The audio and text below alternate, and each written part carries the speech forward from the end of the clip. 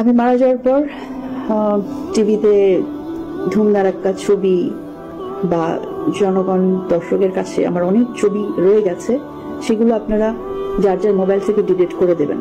আমি যদি মরে যাই, আমার সব ভুলের জন্য ক্ষমা চাই, সবার কাছে ক্ষমা করে দেবেন আমাকে। আমি চাই আমি মারা যাওয়ার পর প্রথমেই বলবো আমার লাশ যেন কাউকে দেখতে দেওয়া না হয়, অবশ্যই এটা খুব সিক্রেটলি যেন কবর হয়ে যায়।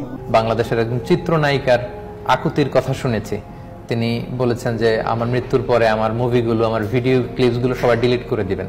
তো সারা জীবন এই পাপের পথে চলে, সারা জীবন এই জাতীয় কর্মকাণ্ড জড়িত থেকে শেষ জীবনে এটা বললেই কি আসলে ডিলিট হয়?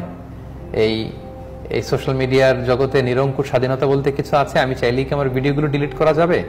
যাবে না। তো আমরা শেষ সময়ে না বুঝে আমরা শালীনতার পথে, আমরা সত্যের পথে, আমরা কল্যাণের পথে যেন এখন থেকেই থাকি। সময় চলে যাওয়ার পরে যেন আমরা না বুঝি।